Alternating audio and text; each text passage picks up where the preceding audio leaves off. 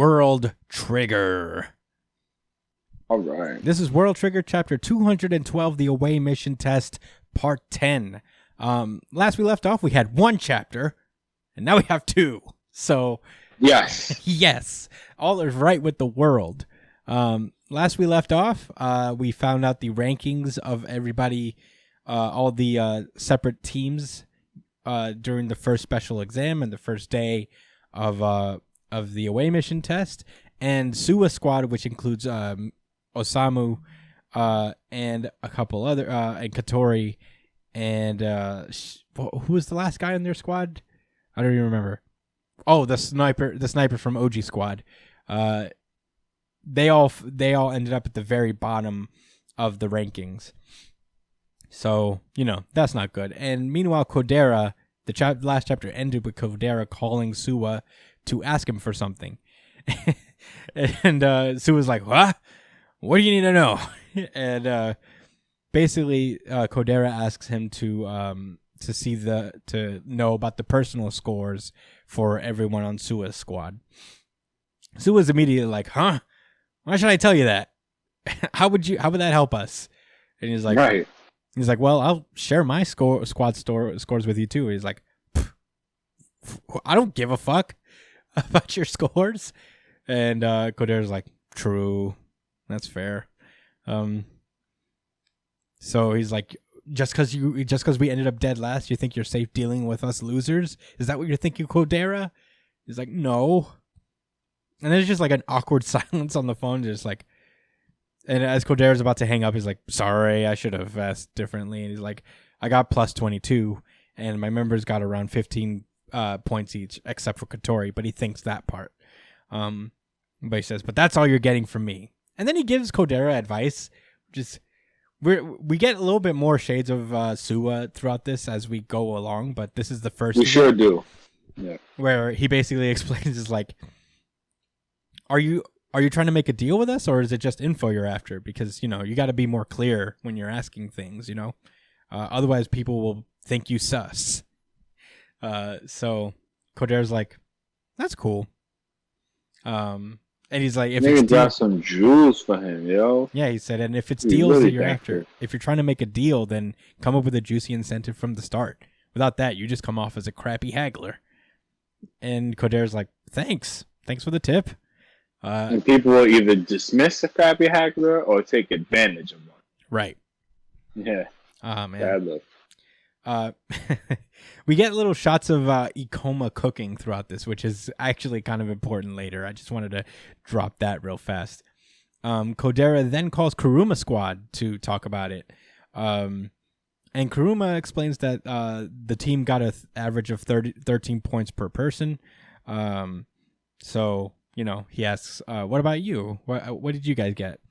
And apparently Kodera, in terms of the A rank scores, definitely got lower. Was on the lower side because their single digits their average amongst the A rank squads was in the single digits. So they're like, that's interesting.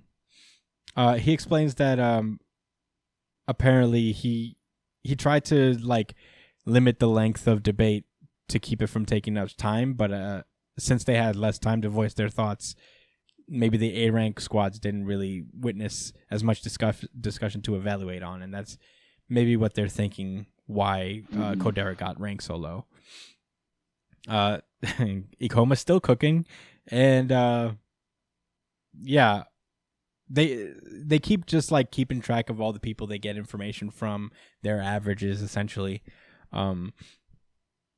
So yeah, he's and one of the squad mates is like, "Are you sure this is even really important to think about?" And it's because it's such a small fraction of the points. Why is it doesn't feel like it really matters? And Kodera says what if the A rank evaluation points are calculated uses some kind of multiplier formula? Because it could look low for us, but in terms of how it's being graded overall, there could just be more to the score itself than just what we see. So I want to see, how we can improve that. Because it may have an effect on us down the road. I mean, I like how he made a point about like this section is highlighted. Mhm. So and he said it comes down to two things. It's either going like the way the numbers is looking, it's either going to be something that really matters or something that doesn't matter at all. Yeah. And since it's highlighted and it's some sort of criteria, well, I'm going to lean towards it probably really mattering, and I'm going to focus on it. I thought that was smart. I thought that was a really that it would have been real easy to be lazy about it. I don't even really say lazy to not put too much thought into it and say, hey, whatever. It probably isn't going to be that big of a deal. Let's not overthink this and focus on other things. I think there's merit, for to point that out, especially as a leader. Yeah. As the de facto leader of the team. Yeah. No, I agree with that. Meanwhile, in the monitor room, the captain of the all-girl A-rank squad, I think her name is Kato. I could be wrong, but yeah, her and the operator of my nightmares is just like sitting there, like she's like, yes, who is that? How they look the whole time? Yeah, I thought this was just like a funny face she was making, but this is just how this is how she looks. Just like, what the fuck? Because she's so crazy different from everyone else. It's unbelievably noticeable, and it sticks out like a sore thumb. But yeah, she's this A rank captain is basically like, Kodera sure shows worry all over his face. I'd like to take away points for that. Damn. He's like, ooh, you look unsure. You look mighty unsure, Kodera. And the operator just like disagrees completely. She gives him +2 points because he's just not worried. He's not just worried. He's thinking about it deeper than he's using critical thinking. He's worried about his squad mates. Like he's just trying to cover all his bases for his people. Right. So that was cool. She terrifies me, but she has a good point. So yeah, they're basically like, okay, I mean, if Kodera is that worried about it, we should change our strategy then. I think next time we should just speak our minds more and just have more of our thoughts stated, and then maybe that'll give the A rank squads a little more to talk about or think about. So they start eating. We cut over to OG's squad, and everybody is really enjoying Ikoma's food. Is like, whoa, this is really good, Ikoma. And then we cut. Ikoma has like a little flashback as to, I guess, the impotence that allowed him to be good at cooking. And he apparently asked Kakizaki and Jin a hobby to make him a chick magnet. And Jin's like, oh, that's easy. You should just learn how to cook, man. That's the trick. And he's like, that actually, I would imagine it is. I mean, man. it is. He's like, give me a break. When could I ever show that off? And it happens. And then we cut to the present where he's like, Jin, bless you, bro. I wonder if Jin saw this in the future. This moment where right. he had to cook in their ship.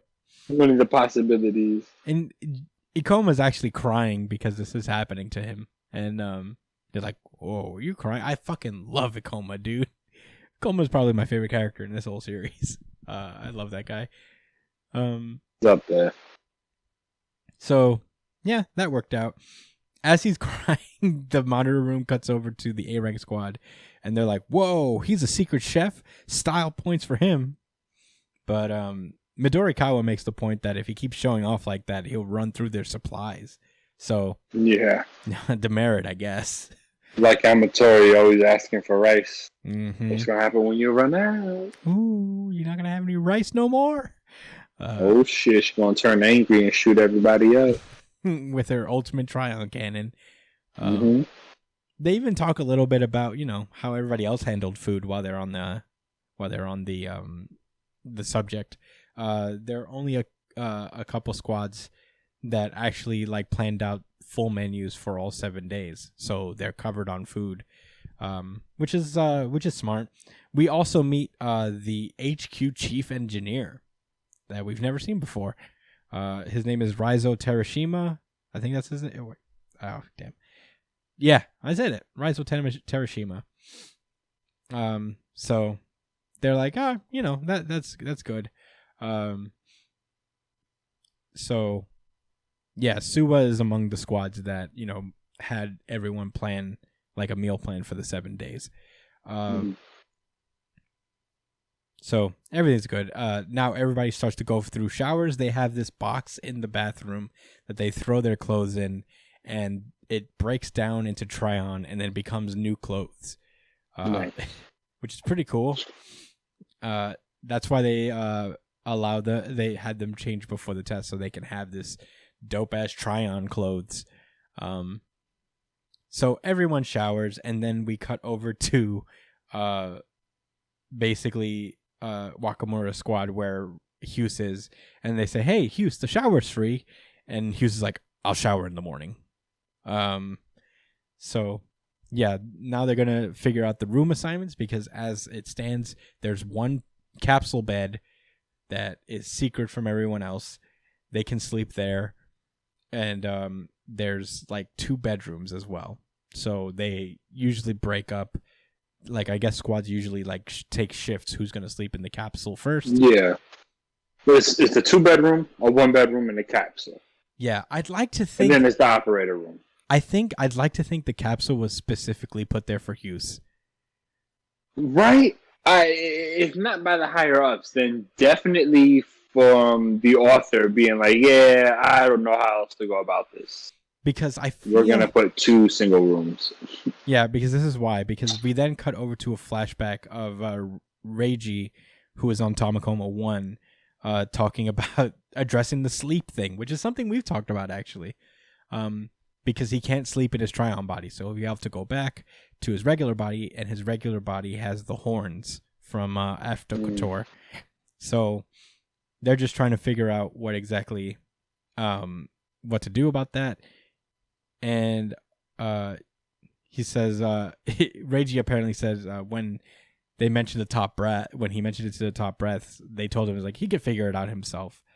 So he says here that they're suggesting there's a solution and you just have to find it, which is why I think they put the capsule bed there in everyone's thing to stave off suspicion that it was for use the whole time.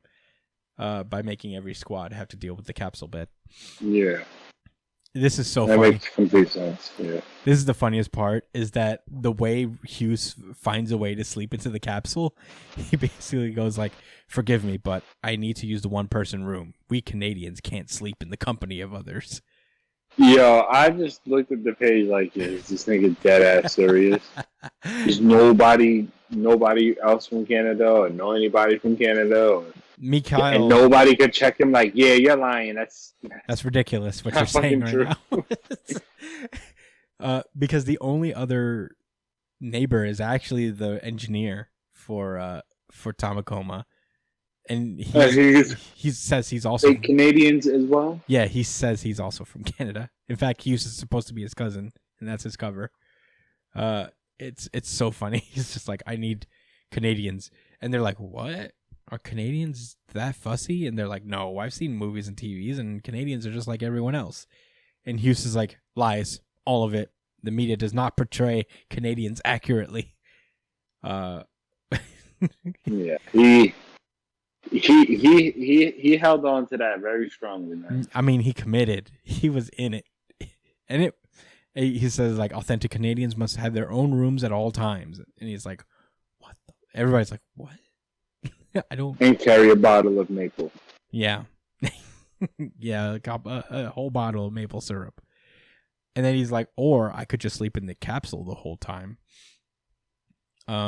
So everybody's just like, all right, I guess you can sleep in the capsule. Okay, weirdo. You can sleep in the capsule if you want. If you say so. It's really funny. Go for it, buddy. So it's smooth. I'm not mad that they gave it an easy fix, seemingly. Yeah, I thought it was really funny. I think the funniness of it kind of like makes it easy for a lot of, easy to let it slide. I thought it was really cool. Yeah. But the chapter ends when everybody's going to bed, and Suwa tells Osamu that he has something that he needs to hear. Dun dun dun. Oh man, to be continued. Right now, because we have a whole ass new chapter again. So we cut immediately to what we left off last time. Sua's like, I need to tell you guys something. I need to tell you something, Osamu. You know how they gave us the rules for the battle sims? Did you see those yet? And basically, the rules are that they're doing 10 matches total every day. And it's through a computer, so it's not really them fighting. Oh. That's why this is important. So the units that they use in order to do these battles have different stats every time. So, some people will be stronger than they usually are. Some people will be weaker than they usually are. But in terms of battle resources, this means that Osamu could be a burden to the squad because he's not particularly strong. He doesn't have a lot of Tryon. And also, Osamu's biggest asset, which is his creativity and usage of all these triggers, will be kind of useless at this point because they're not going to have as much room for creativity. Very restricted. Because the simulations will as far as options go. Yeah, because the simulations will probably not be able to replicate these creative plans in that way. So, and Sua's not saying this to put him down. In fact, he's saying it to be, give him a little bit of a confidence boost. It's just like, hey, I know that this is happening. Even if you do wind up slowing us down, I've already taken that into account. So don't lose your head about it. And don't keep quiet. Just keep the ideas coming, and it'll give you an edge on the A rank judging.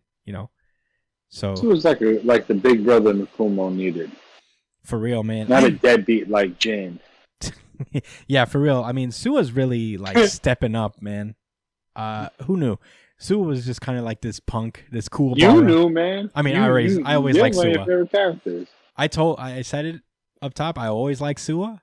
I said it in a previous highlight when we talked about our respect level is quickly rising.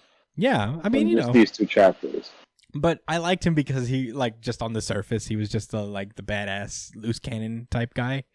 But this is a little bit more of a layer, He's just kind of like this delinquent with a heart of gold type kind of guy. I like it. I like those kind of guys, dependable.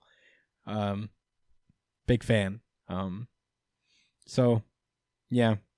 Even then, they started well, even if we end up losing, Katori's gonna get mad at me. And Sue was like, yeah, don't let her get to you. In fact, she was in a good mood today, honestly. And if she's in a bad mood, she just straight up won't talk to you. So, I know that much. But he makes it known that Katori's probably going to be our ace when all is said and done. She was the top of our pack in the individual rankings, even though she seemed to be spacing out. So, there's a lot of potential with Katori. The only thing that's kind of hindering her is her temper. So it all depends on how she's feeling on any particular day. But she could be highly valuable to us in the battle overall. But yeah, that's where the night ends. They're like, all right, let's go rest up. Let's do this thing. Everybody washes their clothes in that same, I guess, try-on thing. Yeah, they put the blankets and sheets and all of that. I really wish we had something like that in the real world. God, yeah. How easy would it be with a try-on washing machine? I'd pay as much money as it takes, man. Yeah, it's humanly possible. I'd give all my try-on. And then you get different designs back. It doesn't just give you the same shit. Yeah, it's true. You can literally just get one article of clothing per, and have it change every day. I just make New Jump City t-shirts. I think that'd be lit. Different kinds and variations. Yeah, different variations. That'd be lit. But yeah, they do that. They have this case there as well, and the case has a mouse and a headset, and I guess it's for their game. But yeah, that worked out. Meanwhile, back at Wakamura's squad, they're going to make their call as far as Hughes's idea going forward, where they're, I guess, sharing answers with each other in order to make things go on a little smoother than last time. And Rokudare's like, yeah, I mean, I feel like this is the best way. Because it doesn't seem to matter that it's about like there's cheating on the test itself. This is very much the Naruto thing where it's like, I wanted to test your resources in getting answers, even if you cheat. Yeah. So that was really dope. Yeah. So it's one of those things. So they open up their battle sim data and we get the basic rules of it. Each unit's stats and triggers are reflective of the previous Rank Wars season. So for each match, select up to 2 units whose trigger loadouts can be reassigned. Any unit may be controlled by any squad member. It's not super. I'm sure we'll get definitely more details down the road, but they seem to have standard mutants, all 8 for every match, and a backup unit of different. Yeah, now that looked interesting. Yeah, the backup units they have a Tachikawa, Izumi. I think this guy is the shooter guy. Yeah, the sniper guy Toma, and I had this guy's Kazama. I think is he an attacker? Isn't he like Kazama? I think that's his name is Kazama. Yes, he's the number 3 squad. Yeah. Okay, I remember. Real short guy too. Yeah, a little short guy. So yeah, that's where the chapter ends, where the day 2 is about to begin, and they're about to go into the battle section. I wonder how this is gonna look. It's obviously not going to be a rank war like we've known it. No, yeah, which you don't want to do too much of that. Yeah, I mean, I could watch it forever, but it's fine. For sure. But I'd rather, as long as it comes back. I agree. I'm fine with something new as well. Man, what a great couple chapters. I'm so glad because like this series is kind of like difficult to read one chapter at a time every month, and every chapter is the standard jump length. So, I enjoyed this chapter quite a bit. I don't know what the battle award is going to be about, what it's all going to be. Maybe you guys can drop your theories below in the comments and let us know what you think the battles are going to be like. What developments y'all think we're going to see? I mean, there's 2 off the top of my head. I mean, there's Katori's specialty and Mikumo learning new things about battle. Mm-hmm. That he can apply to real life. You know what I'm saying, to himself. That's what this looks like to me, because it's very bare bones and to the point, so it's nothing fancy or extra, nothing like that. You know what I'm saying? So Mukumo could learn the basics while going against other people who can only do the basics. You know what I'm saying? Mm-hmm. And with Katoria, it allows her to focus on something in particular, and maybe she'll use it so much she'll get a liking to it, Mm-hmm. And finally settle down on what role she wants to be. But who knows? It might not even be like that at all. It might be like animated chess or something. Yeah. Or Advance Wars. Yeah. But that's all I gotta say about World Trigger this month. Always happy to see World Trigger, no matter what. For sure. Very here for it.